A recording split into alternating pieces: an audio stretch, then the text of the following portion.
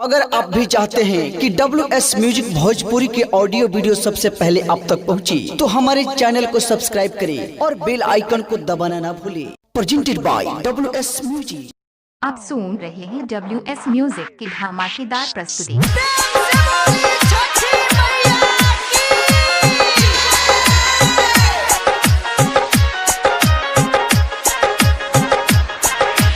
DJ अरमान अदापुर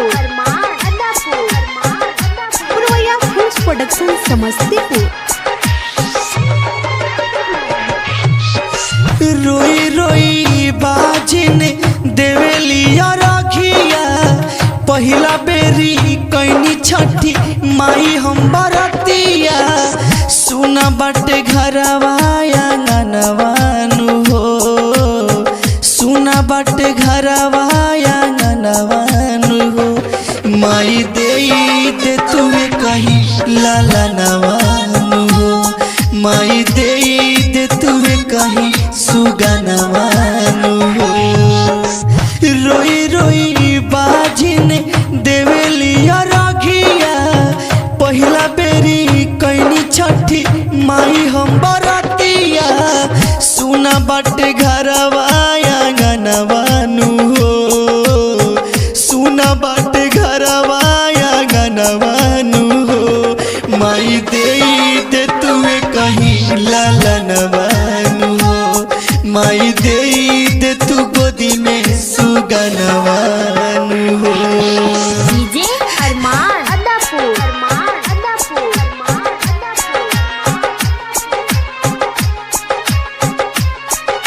माई देई दे तुम्हें कहीं लालनवानु हो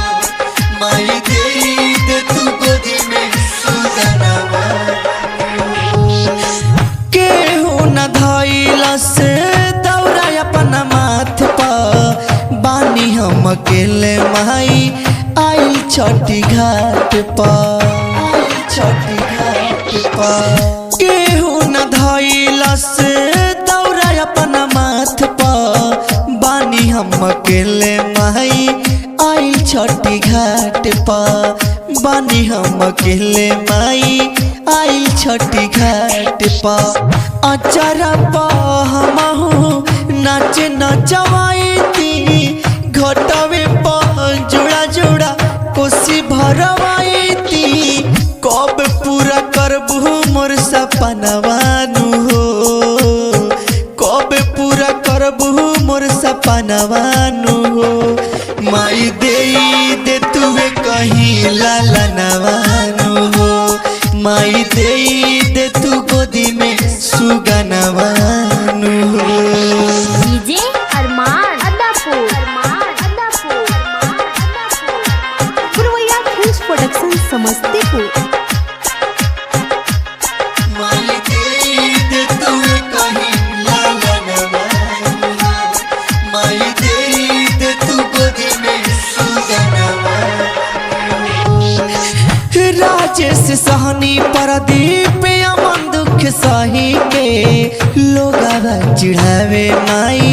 बाजिन बाजिन कही के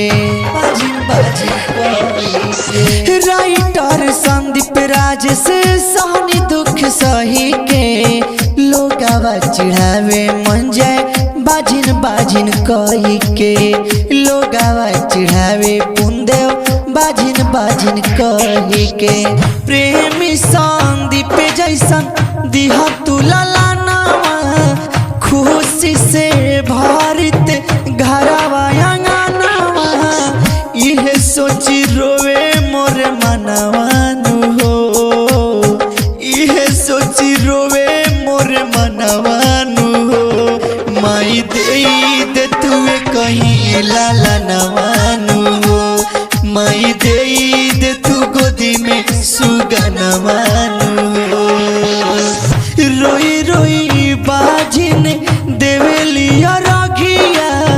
पहिला बेरी कैनी छठी माई हम बरतिया सुना बाटे घरवा आंगनवानु हो सुना बाटे घरवा